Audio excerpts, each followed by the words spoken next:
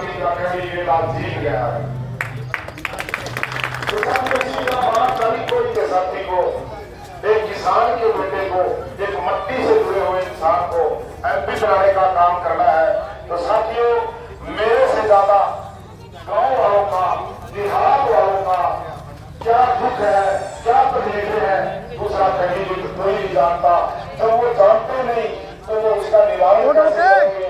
मैं गांव में ही जन्मा हूँ और गांव में ही ये मेरी 52 साल की उम्र हो गई है, गांवों में रहता हूँ।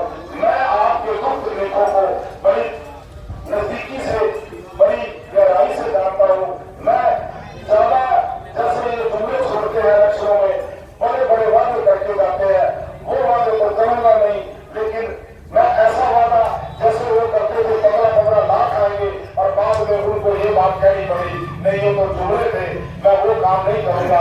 मैं एक बात तो जरूर करूंगा, खास करके अपने कमेरे वर्ग के लिए। आपको, आप अगर मेरे को आशीर्वाद देंगे, एमपी बनाते हो, तो आपको मेरे पीछे धक्के खाने की जरूरत नहीं पड़ेगी।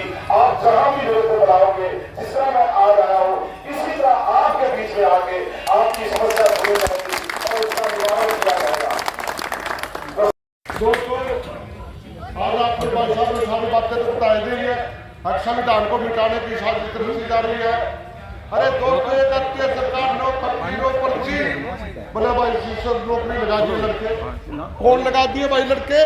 जो पीएचडी करे लड़के, एमए बीए करे लड़के, और वो क्या लगे हैं, एक बेलदार, एक चौकीदार लगाया सरकार ने।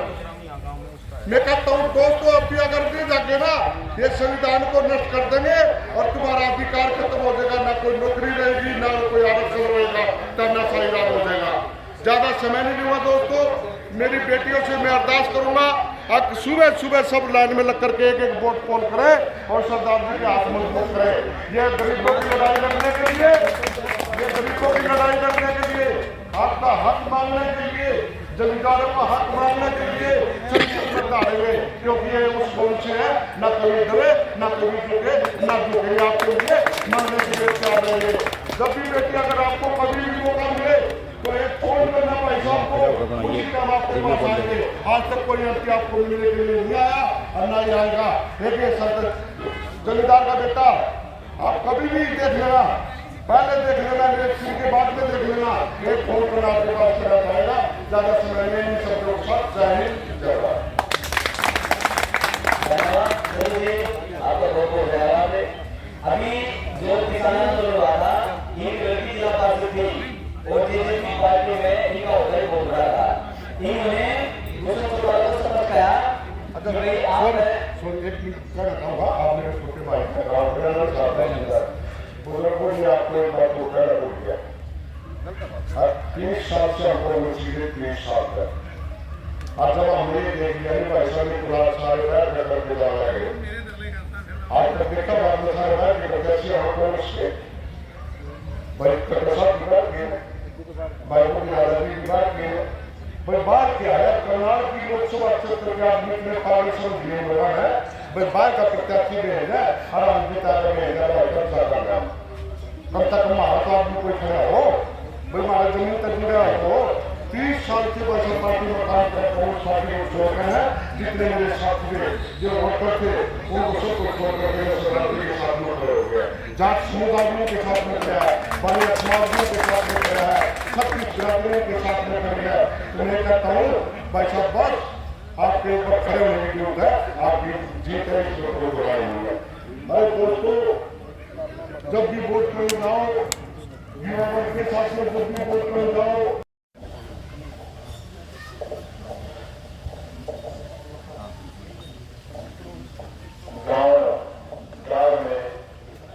बाबा कबीर जी के आश्रम में बैठी संगत, मेरे साथ आए बहुजन समाज पार्टी के पूर्व पानीपत की, जो बहुजन समाज पार्टी की रीढ़ की हड्डी है, पदाधिकारी है, सभी जितने भी पदाधिकारी मेरे साथ आ रहे और गांव के मौजूद आदमी अजमेर सिंह जी, सनी जी, अरुण कुमार जी, लक्ष्मी चंद जी, जगदीश जी, रणवीर जी, रामचंद्र जी, रामा सिंह जी, परवीर जी, सत्यवान जी, संतोष मुखी और रमेश नरमन जी और गांव से जितने भी बुजुर्ग नौजवान साथी और माताएं बहनें और मेरी बेटी के समान बैठी सभी को मेरी तरफ से जय भीम जय माता। भाषण देने का अब वक्त नहीं है, लोकसभा का क्षेत्र बहुत लंबा है, समय का अभाव है, तो मैं तो एक दो बातें आपके बीच में रखूंगा। ये देखो, सबसे पहले अपने को जो मैंने हाथ में माइक पकड़ा है, ये इजाजत माइक पकड़ने की जो बोलने का अधिकार दिया है, या हमें पढ़ने का अधिकार दिया है, या अल्पसंख्यक को सुख का सांस लेने का अधिकार मिला है, जो हमें मिला है संविधान से। पवित्र ग्रंथ जो हमारे बीच में संविधान है, अगर वो ना होता तो शायद मैं पढ़ भी ना पाता, तो शायद ये मैं माइक लेके बोल भी ना सकता। जो हमारे को वोट देने का अधिकार दिया है, वो भी संविधान ने दिया। तो साथियों, आज वो पवित्र ग्रंथ, वो संविधान जिसने हमें जीने का रास्ता सिखाया, आज वो ही खतरे में है। उसको बचाने के लिए हम सबको इकट्ठा होना पड़ेगा। हमको कमेरे वर्ग को पूरे को एक साथ कंधे से कंधा मिला के चलना पड़ेगा, क्योंकि ये जो 2024 का लोकसभा का लक्ष्य है, ये कमेरे वर्ग और मोटेरे वर्ग के दोनों के बीच में है। और बड़े लंबे समय से ये मोटेरा वर्ग हम बनाने को ढूंढने में लगा हुआ है, और जब कमेरा वर्ग एक वर्ग में इकट्ठा होगा तो फिर ये मोटेरा वर्ग ज्यादा दिन हमारे सामने टिक नहीं पाएगा। तो साथियों, अगर मैं बहुजन समाज पार्टी की बात करूं, किसानी मेले में मैं जेजेपी पार्टी में था, शुरू से मैं इनामे में था, तो मैंने कभी पार्टियां नहीं बदली। कॉलेज टाइम से लेकर मैं एक ही पार्टी में रहा, इनामे में। तो जब इनामों के परिवार में बंटवारा हो गया, तो फिर मैं दुष्यंत के साथ आ गया था, मेरे भी आ गया था। तो उस दिन सीट थी, मेरी बिटिया पूरे हरियाणा में सबसे ज्यादा वोट लेके जिला पार्षद बनी थी। और जब किसानी आंदोलन चला, तो जैसे भाई ने बताया, तो उस वक्त मैंने और मेरी बिटिया ने जिला परिषद की सदस्यता से इस्तीफा दे दिया था, और मैंने भी प्रदेश कार्यकारिणी के होते हुए जेजेपी पार्टी से इस्तीफा दे दिया था। और उसी का कारण है कि आज ये पूरा भाईचारा आप देख रहे हैं, पूरा सिख समाज, पूरा जाट समाज, पूरा किसान वर्ग, जो चुनौनी साहब है, उन्होंने पूरे हरियाणा में किसी को भी समर्थन नहीं किया। उन्होंने दो आदमियों को समर्थन दिया। एक तो उन्होंने अमित चौटाला को दिया, क्योंकि उन्होंने भी उसका विधानसभा से इस्तीफा दिया था, और एक मैंने और मेरी बेटी ने इस्तीफा दिया था। तो चुनौनी साहब ने सिर्फ दो ही सीटों पे समर्थन दिया है, या कुरुक्षेत्र पे या करनाल, आपको उन्होंने समर्थन दिया है। तो ये छोटी बात नहीं होती साथियों। एक राष्ट्रीय लेवल का संगठन वो 10 सीटों पे 8 सीटों पे चुप रहे, और 2 सीटों पे किसी को समर्थन दे, ये साथियों पैदल ही चलेंगे। मेरा जैसे मैंने इस्तीफा दिया, तो शुरू से एक ही पार्टी में था, तो दोबारा फिर मैंने जब दूसरी पार्टी में गया, तो मैंने बहुजन समाज पार्टी क्यों चुनी? मेरा बड़ा प्यार लंबे समय से यूपी में फार्म है, मैं वहाँ कारोबार करता हूँ। तो यूपी में 1995 से पहले ऐसे हालात थे, किसी भी गांव में स्कूल नहीं था, किसी भी गांव में कोई रास्ता नहीं था, गुंडागर्दी का राज था। शाम को दिन छिपने के बाद कोई भी सड़क पर नहीं निकल सकता था। दिन छिपने के बाद कर्फ्यू जैसा माहौल हो जाता था। मैं जब किसी को कहता था तो चलो भाई यूपी धारों में गेड़ा मारने जाना है, तो वो सुबह को मेरे को हाँ भरता था। तो जब मैं शाम को उसको कहता था सुबह निकलना है, तो वो जवाब दे देता था, क्योंकि यूपी का माहौल ही ऐसा था। तो मैंने वो सारी चीजें जो यूपी के वो हालात थे वो भी देखे हुए थे, लेकिन जब 1995 में बहुजन समाज पार्टी की सरकार आई तो मैंने फिर सरकार आते ही जो बदलाव देखा, मैं बड़ा हैरान था, मैं बड़ा प्रभावित था उन बातों से। जैसे ही बहुजन समाज पार्टी की 1995 में पहली बार सरकार आई और गांधी कुमारी मायावती जी मुख्यमंत्री बने, तो उन्होंने मेरे सामने, मेरी आंखों के सामने मैं देखा, पहले ही महीने में यूपी से सिरे से गुंडागर्दी खत्म कर दी। यहाँ तो सभी को उठा के जेल में डाल दिया और यहाँ वो अपने आप लड़ते मारे उत्तर प्रदेश को छोड़ के चले गए। तो साथियों, मैं उस चीज से बहुत प्रभावित हुआ। तो फिर उस समय ना किसी गाँव में रास्ता था, मैंने जैसे सरकार आई देखा अम्बेडकर नगर के नाम से उन्होंने संस्था बना के काम किया। उन्होंने जितने अम्बेडकर नगर बनाए, सभी गाँव को पक्के रास्ते दिए, सभी गाँवों में स्कूल बनाए।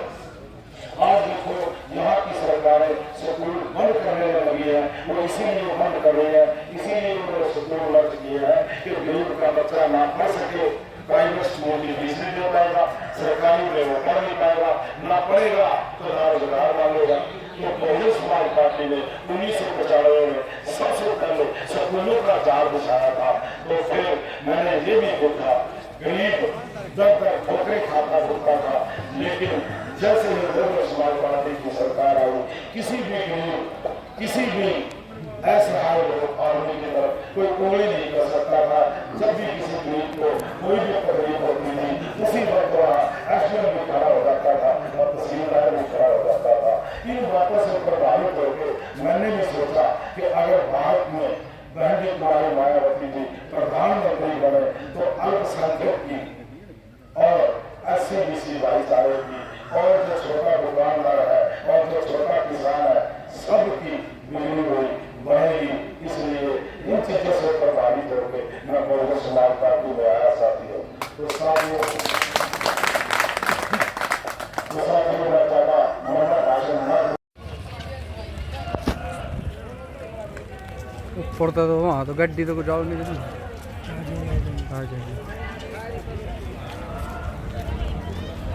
ये गेल लेंदे पीछे यहाँ गाँव नहीं है, ये आदमी गेल लेंदे। हाँ, अरे वो कौन है वो रोक रहे? हाँ, गिल्ला आने चाहिए, गिल्ला है। ये गेल लेंदे।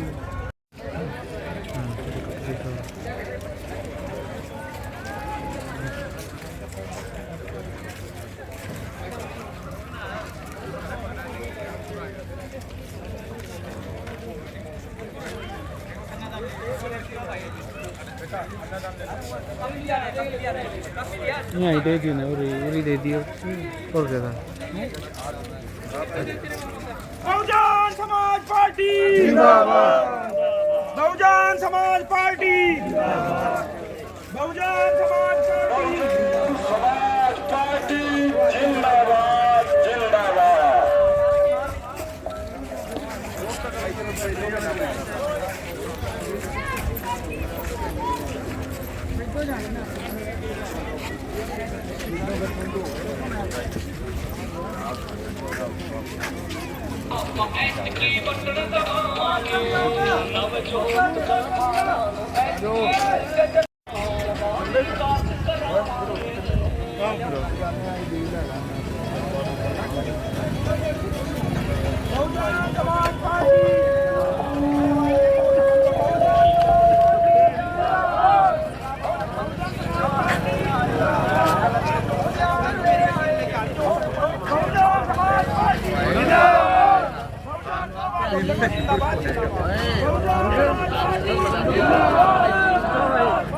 छेड़ा नहीं ना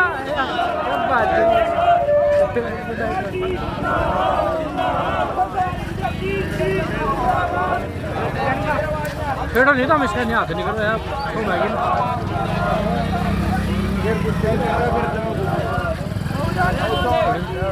चलो।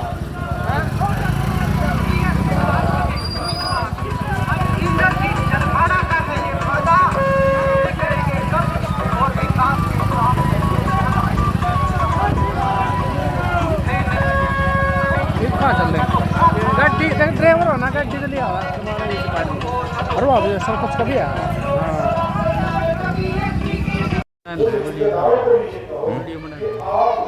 अपने रिश्तेदारों को ऐसे जब हम लोग एक को करेंगे वो अपने रिश्तेदारों को करेगा, तो मेरे ख्याल फिर कोई साथी ऐसा नहीं करेगा जहाँ तक अपना मैसेज नहीं जाएगा। तो साथियों, मैं जैसे आप कैंडिडेट आते हैं, बहुत बड़े दुआएं सपने दिखा के जाते हैं, बड़े बड़े वादे करके जाते हैं, तो फिर वो MP बनते हैं तो दोबारा सर ये अपने वादे भी भूल जाते हैं और फिर दोबारा ये कह देते हैं कि ये तो जुड़ा था। तो साथियों, मैं इस मिट्टी से जुड़ा एक किसान का बेटा हूँ, मैं इस झूठ में विश्वास नहीं करता, मैं इस जुड़ेबाजी में विश्वास नहीं करता, मैं तो काम करने में विश्वास करता हूँ। तो साथियों, मैं तो आपको एक ही वादा करके जाऊंगा कि जब आप मुझे MP बना के देश की सबसे बड़ी पंचायत में भेजेंगे तो आपको जैसे पहले MP को ढूंढना पड़ता था, किसी को रोककर जाके ढूंढना पड़ता था, किसी के पीछे दिल्ली जाना पड़ता था, किसी के पीछे चंडीगढ़ जाना पड़ता था, तो फिर आपको अगर आप सफल हो गए, आपने मुझे MP बना दिया, तो आपको ना दिल्ली जाने की जरूरत पड़ेगी, ना चंडीगढ़ जाने की जरूरत पड़ेगी, मैं करनाल में ही मिलूंगा, अपने गाँव करवाने में ही मिलूंगा। नहीं तो आप फोन करेंगे तो मैं आपके बीच में जिस तरह आ रहा हूँ, आपके बीच में आके ऐसे ही बैठूंगा, आपकी बात सुन के, आपके दुख तकलीफ सुन के, जो भी आपकी समस्या होगी उसका यही इसी चौपाल में उसका हल निकालने का काम करूंगा। तो साथियों, आपने मेरा और मेरे साथियों का यहाँ पहुंचने पर पूर्ण भाव से स्वागत किया, उसके लिए मैं पूरे गांव का, पूरे साथियों का बहुत बहुत धन्यवाद करता हूँ, आभार व्यक्त करता हूँ। इसी के साथ आपने मेरी बात सुनी, आपका बहुत बहुत धन्यवाद। जय भीम, जय भारत, बहुजन समाज पार्टी जिंदाबाद, बहुजन समाज पार्टी जिंदाबाद।